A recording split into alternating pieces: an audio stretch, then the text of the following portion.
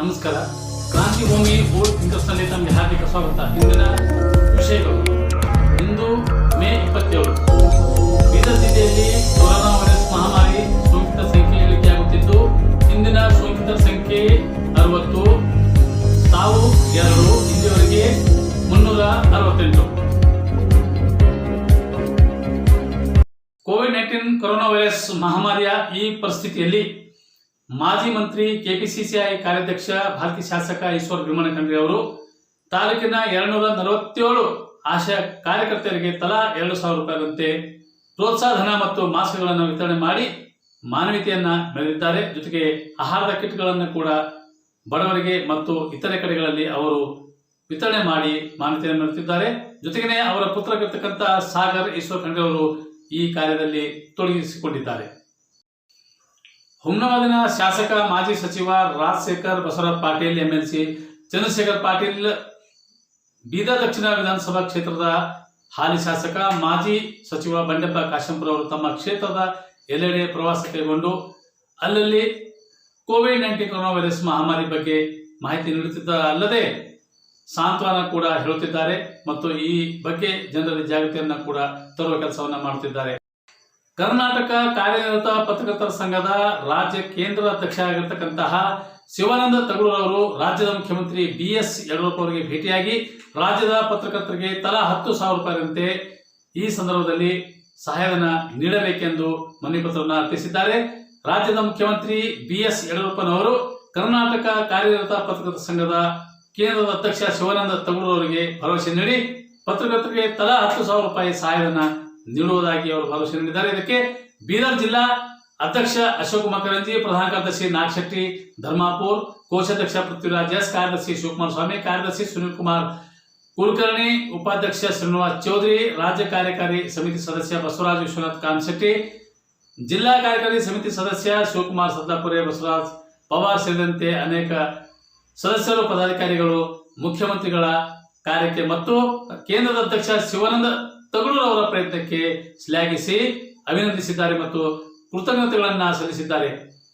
ಮೊನ್ನೆ ತಾನೇ ಕರ್ನಾಟಕ ಕಾರ್ಯನಿರತ ಪತ್ರಕರ್ತರ ಸಂಘ ಬೀದರ್ ಜಿಲ್ಲಾ ಘಟಕದ ಅಧ್ಯಕ್ಷ ಅಶೋಕ್ ಕುಮಾರ್ ಕರಂಜಿ ನೇತೃತ್ವದಲ್ಲಿ ಪಶುಸಂಗೋಪನೆ ಮತ್ತು ಬೀದರ್ ಜಿಲ್ಲಾ ಉಸ್ತುವಾರಿ ಸಚಿವ ಪ್ರಭು ಚವ್ಹಾಣ್ ಅವರಿಗೆ ಮತ್ತು ಬೀದರ್ ಜಿಲ್ಲಾಧಿಕಾರಿ ರಾಮಚಂದ್ರನ್ ಆರ್ ಅವರಿಗೆ ಭೇಟಿಯಾಗಿ ಮನವಿ ಪತ್ರ ಕೂಡ ಸಲ್ಲಿಸಲಾಗಿತ್ತು. ಪತ್ರಕರ್ತರಿಗೆ ತಲಾ 10,000 ರೂಪಾಯಿ ಸಹಾಯಧನವನ್ನು ನೀಡಬೇಕು ಅಂತಕ್ಕಂಥ ಮಾತನ್ನು ಕೂಡ ಅಲ್ಲಿ ಮನವಿಯನ್ನು ಮಾಡಲಾಗಿತ್ತು. ಇದಕ್ಕೆ ಇತ್ತೀಚೆಗೆ ತಾನೇ CM ಯಡಿಯೂರಪ್ಪ ಅವರು ಪತ್ರಕರ್ತರ ಪರವಾಗಿ ಕೆಲಸ ಮಾಡ್ತಿದ್ದಾರೆ ಅಂತಕ್ಕಂಥ ಮಾತಿನ ಜೊತೆಗೇನೆ ಇಂದು ಶಿವಾನಂದ ತಗಡೂರ್ ಅವರಿಗೆ ನೀಡಿದ ಭರವಸೆ ಮತ್ತಿಷ್ಟು ಪತ್ರಕರ್ತರಲ್ಲಿ ಆತ್ಮವಿಶ್ವಾಸವನ್ನ ಮೂಡಿಸಿದೆ ಅಂತಕ್ಕಂಥ ಮಾತನ್ನು ಕೂಡ ಮರೆಯುವಂತಿಲ್ಲ. ಹೀಗಾಗಿ ಮತ್ತೊಮ್ಮೆ ಮುಖ್ಯಮಂತ್ರಿಗೆ ಮತ್ತು ಶಿವಾನಂದ ತಗಡೂರ್ ಅವರಿಗೆ ಬೀದರ್ ಜಿಲ್ಲಾ ಘಟಕದ ಪ್ರಧಾನ ಕಾರ್ಯದರ್ಶಿಗಳು, ಅಧ್ಯಕ್ಷರಾದಿಯಾಗಿ ಎಲ್ಲ ಪದಾಧಿಕಾರಿಗಳು ಅವರಿಗೆ ಹಾರ್ದಿಕವಾದಂತ ಕೃತಜ್ಞತೆಗಳನ್ನು ಸಲ್ಲಿಸಿದ್ದಾರೆ. ಬೀದರ್ ಜಿಲ್ಲೆಯ ಸಾಹಿತಿಗಳಲ್ಲಿ ಒಬ್ಬರಾದ ನಮ್ಮವರೇ ಆಗಿರ್ತಕ್ಕಂತಹ ಶಿವಕುಮಾರ್ ವೈದ್ಯನಾಥ್ ಕಟ್ಟೆ ಅವರು ಸಹ ಪಾಟೀಲ್ರ ನಿಧನಕ್ಕೆ ಶೋಕ ವ್ಯಕ್ತಪಡಿಸಿದ್ದಾರೆ. ದೇಶಪಾಂಡೆ, ರಮೇಶ್ ಬಿರಾದರ್ ಆದಿಯಾಗಿ ಅನೇಕರು ಅವರ ಆತ್ಮಕ್ಕೆ ಚಿರಶಾಂತಿ ನೀಡಿ ದುಃಖ ಭರಿಸುವ ಶಕ್ತಿ ಅವರ ಕುಟುಂಬಕ್ಕೆ ನೀಡಲೆಂದು ದೇವರಲ್ಲಿ ಪ್ರಾರ್ಥನೆಯನ್ನ ಮಾಡಿದ್ದಾರೆ. ಬೀದರ್ ಜಿಲ್ಲಾ ಉಸ್ತುವಾರಿ ಸಚಿವರ ವಿಶೇಷ ಕರ್ತವ್ಯ ನಿರ್ವಹಣಾಧಿಕಾರಿಗಳಾದಂತಹ ಶಿವಕುಮಾರ್ ವೈದ್ಯನಾಥ್ ಕಟ್ಟೆ ಅವರು ಪಾಟೀಲ್ರ ನಿಧನಕ್ಕೆ ಶೋಕ ವ್ಯಕ್ತಪಡಿಸಿ ಇಂದು ಸಾಯಂಕಾಲ 5 ಗಂಟೆಗೆ 1 ತಾಸುಗಳ ಕಾಲ ಗೂಗಲ್ ಮೀಟ್ ಮೂಲಕ ಅವರ ಚಿಂತನ, ಅವರ ಕುರಿತು ಅಭಿಪ್ರಾಯಗಳನ್ನ, ಅನಿಸಿಕೆಗಳನ್ನ ವಿವಿಧ ಸಾಹಿತಿಗಳಿಂದ ನಡೆಸತಕ್ಕಂತಹ ಕಾರ್ಯಕ್ಕೆ ಮೆಚ್ಚುಗೆ ಎಲ್ಲ ಸಾಹಿತಿಗಳು ಹನುಮಂತಪ್ಪ ಪಾಟೀಲ್ ಅವರ ನಿಧನಕ್ಕೆ ಶೋಕ ವ್ಯಕ್ತಪಡಿಸಿದ್ದಾರೆ. ಅವರ ಕಾರ್ಯ ನಿಜಕ್ಕೂ ಶ್ಲಾಘನೀಯ ಮತ್ತು ಮಾರ್ಗದರ್ಶನವಾಗಿದೆ. ಪಾಟೀಲರು ನಿಜವಾಗಿಯೂ ಪ್ರಾಮಾಣಿಕ ವ್ಯಕ್ತಿಯಾಗಿದ್ದರು, ದಕ್ಷತೆ ವ್ಯಕ್ತಿ ಆಗಿದ್ದರು, ಕರ್ತವ್ಯ ನಿಷ್ಠೆಯಲ್ಲಿ ಅಷ್ಟೇ ಪ್ರಾಮುಖ್ಯ ತೋರಿದ್ರು, ಕನ್ನಡ ಸೇವೆಗೈದಿದ್ದರು ಅಂತಕ್ಕಂಥ ಮಾತನ್ನು ಕೂಡ ಈ ಗೂಗಲ್ ಮೀಟಿಂಗ್ ನಲ್ಲಿ ಕೇಳಿ ಬಂತು. ಇದಕ್ಕೆಲ್ಲ ಕಾರ್ಯಕ್ರಮ ಏರ್ಪಡಿಸಿದಂತಹ ಶಿವಕುಮಾರ್ ಕಟ್ಟೆ ಅವರಿಗೆ ಮತ್ತೊಮ್ಮೆ ಅಭಿನಂದನೆಗಳು.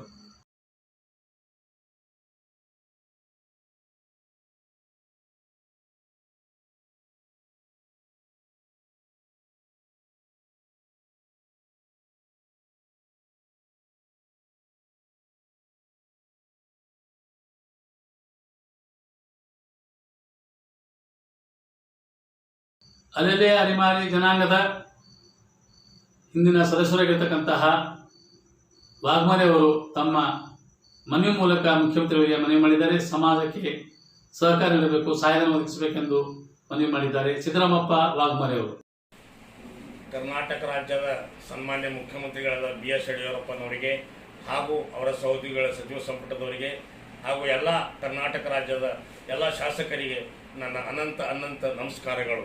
ಇವತ್ತೇನಪ್ಪ ಅಂದ್ರೆ ನಾನು ತಮ್ಮೆದುರಿಗೆ ಲೈವ್ ಬರ್ತಕ್ಕಂಥ ಉದ್ದೇಶವೇನೆಂದರೆ, ಈ ಅಲೆಮಾರಿ ಮತ್ತು ಅರೆ ಅಲೆಮಾರಿ ಜನಾಂಗಗಳು ಯಾರಪ್ಪ ಅಂದರೆ ಗೋಂದಳಿ, ಜೋಶಿ, ಬುಡ್ಬುಡ್ಕಿ, ವಾಸುದೇವ, ಗೊಲ್ಲ ಇತ್ಯಾದಿ ಹೆಳವ ಇತ್ಯಾದಿ 46 ಜಾತಿಗಳು ಒಳಪಟ್ಟಂಥ ಈ ಅಲೆಮಾರಿ ಜನಾಂಗ ಅಲೆಬರ್ದಿ ನಿಗಮದ ಸನ್ಮಾನ್ಯ ಅಧ್ಯಕ್ಷರಾದಂಥ ಶ್ರೀ ರವೀಂದ್ರ ಶೆಟ್ಟಿ ಅವರು ಕೂಡ ಮಾನ್ಯ ಮುಖ್ಯಮಂತ್ರಿಗಳಿಗೆ ಮನವಿ ಮಾಡಿದ್ದಾರೆ.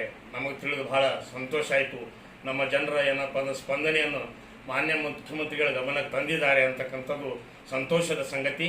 ಆದರೆ ಈ ಶೋಷಿತ ವರ್ಗಗಳಿಗೆ ಇವತ್ತೇನೆಂದರೆ ಬಹಳ ಕೊರೋನಾ ಮಹಾಮಾರಿ 19ನಲ್ಲಿ ಬಹಳ ತುಂಬ ಕಷ್ಟ ಅನುಭವಿಸ್ತಾ ಇದ್ದಾರೆ. ಯಾಕಂದರೆ ಜನಪ್ರತಿನಿಧಿಗಳು ನಮ್ಮ ಈ ಜನಾಂಗದವರಿಗೆ ಪ್ರತಿನಿಧಿಸ್ತಕ್ಕಂಥ ಯಾರು ಶಾಸಕರುಗಳು ಇಲ್ಲ.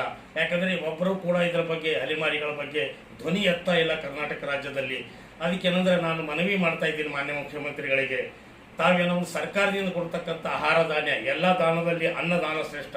ಅನ್ನದಾನ ಆಗಲಿ ಬಹಳ ಏನಪ್ಪ ಅಂದ್ರೆ ಹಣ ಆಗಲಿ ಅವರು ನೇರವಾಗಿ ಅವ್ರ ಅಕೌಂಟಿಗೆ ಹಾಕ್ತಕ್ಕಂಥ ತಾವು ಒಂದು ನಿರ್ಣಯ ತೆಗೆದುಕೊಂಡು ಅವರಿಗೆ ಸಹಕಾರ ಹಸ್ತ ನೀಡಬೇಕು. ಇವತ್ತು ಬಹಳ ತುಂಬ ಸಂಕಷ್ಟದಲ್ಲಿದ್ದಾರೆ ಈ ಜನಾಂಗ.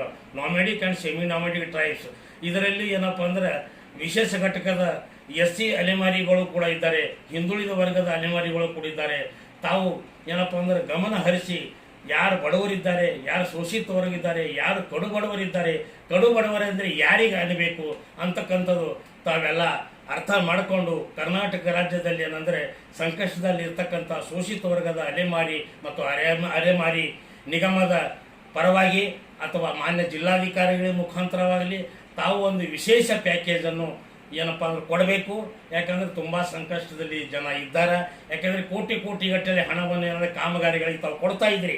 ಆದರೆ ಕಾಮಗಾರಿಗಿಂತಲೂ ಈ ಸದ್ಯ ಪರಿಸ್ಥಿತಿಯಲ್ಲಿ ಅನ್ನದಾನ ಕಿಟ್, ಅನ್ನದ ಆಹಾರ ಕಿಟ್ಗಳನ್ನು ಕೊಡ್ತಕ್ಕಂಥದ್ದು ಬಹಳ ಮುಖ್ಯವಾಗಿದೆ. ಅದಕ್ಕಾಗಿ ಮಾನ್ಯ ಮುಖ್ಯಮಂತ್ರಿಗಳೇ ತಾವು ವಿಶೇಷ ಏನಪ್ಪ ಅಂದ್ರೆ ನಿರ್ಣಯ ತೆಗೆದುಕೊಂಡು ಕರ್ನಾಟಕ ರಾಜ್ಯದಲ್ಲಿ ಇರ್ತಕ್ಕಂಥ ಎಲ್ಲ ಜಿಲ್ಲೆಗಳಿಗೆ ಅಲೆಮಾರಿ ಅರೆ ಅಲೆಮಾರಿಗಳಿಗೆ ಏನಂದ್ರೆ ಜನಾಂಗದವರಿಗೆ ಒಂದು ವಿಶೇಷ ಪ್ಯಾಕೇಜ್ ಘೋಷಣೆ ಮಾಡಿ ಕೊಡ್ತಕ್ಕಂಥ ತಾವು ವ್ಯವಸ್ಥೆ ಮಾಡಬೇಕು. ಯಾಕಂದರೆ ಮುಂದಿನ ದಿನಗಳಲ್ಲಿ ತಮಗೂ ಕೂಡ ಒಳ್ಳೆಯ ಅನುಕೂಲ ಆಗುತ್ತದೆ.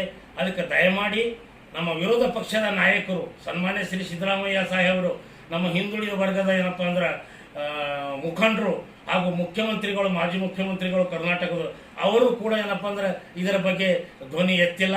ಅವರು ಕೂಡ ಏನಂದ್ರೆ ಅಲೆಮಾರಿ ಅರೆ ಅಲೆಮಾರಿ ಮತ್ತು ಹಿಂದುಳಿದ ವರ್ಗದವರ ಬಗ್ಗೆ ಧ್ವನಿ ಎತ್ತಿ ಮಾನ್ಯ ಮುಖ್ಯಮಂತ್ರಿಗಳ ಗಮನಕ್ಕೆ ತಂದು ಏನಪ್ಪ ಅಂದ್ರೆ ಈ ಜನರಿಗೆ ವಿಶೇಷ ಏನಂದ್ರೆ ಪ್ಯಾಕೇಜ್ ಕೊಡಿಸುವಲ್ಲಿ ಅವರು ಕೂಡ ಸಹಕಾರಿ ಪಾತ್ರ ವಹಿಸಬೇಕೆಂದು ನಾನು ಮನವಿ ಮಾಡುತ್ತೇನೆ. ಹಾಗೂ ಕರ್ನಾಟಕ ರಾಜ್ಯದ 224 ಶಾಸಕರಿಗೂ ಕೂಡ ನಾನು ಮನವಿ ಮಾಡುತ್ತೇನೆ. ಯಾಕಂದರೆ ತಮಗೆ ಯಾರಿಗೂ ಬಂದು ಭೇಟಿ ಆಗಲಕ್ಕ ಅವಕಾಶ ಇಲ್ಲ. ಲಾಕ್ಡೌನ್ ಮಾಡಿರುವುದರಿಂದ ಯಾರು ಯಾರಿಗೂ ಭೇಟಿ ಆಗ್ತಾ ಇಲ್ಲ. ಅದಕ್ಕೆ ಇದೇ ಒಂದು ಮನವಿ ಪತ್ರ ತಾವೆಲ್ಲರೂ ಅರಿತುಕೊಂಡು ತಿಳಿದುಕೊಂಡು ಬಡವರ ಬಗ್ಗೆ ಕಾಳಜಿಯನ್ನು ವಹಿಸಿ ತಾವೇನಪ್ಪ ಅಂದ್ರೆ ಈ ವಿಶೇಷ ಪ್ಯಾಕೇಜನ್ನು ತಾವು ಘೋಷಣೆ ಮಾಡ್ತೀರಿ ಅಂತ ಹೇಳಿ ನಂಬಿ ನಾನೇನಪ್ಪ ಅಂದ್ರೆ ನಂದು 2 ಮಾತುಗಳನ್ನು ಮುಗಿಸ್ತೀನಿ. ಜೈ ಹಿಂದ್, ಜೈ Karnataka.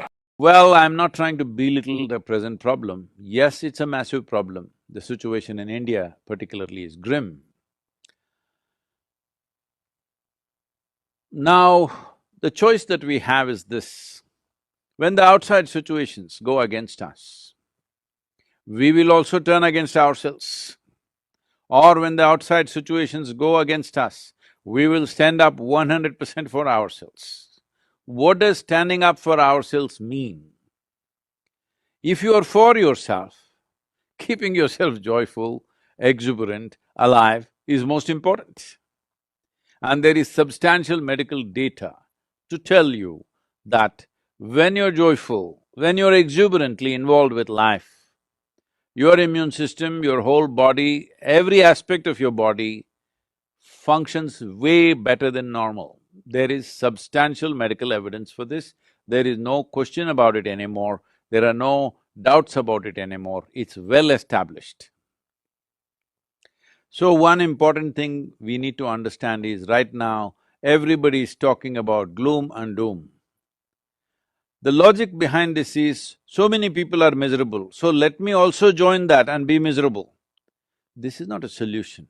You must make up your mind whether you want to be a part of the solution or part of the problem. If 10 people are miserable and you also join them in their misery, you are part of the problem. If 10 people are miserable, if you can in some way create a lighter atmosphere for them and for you, then you are part of the solution on one level. Above all, unfortunately, modern life has become like this. There is no contact with the earth, there is no contact with natural water bodies, there is no contact with the five elements in nature.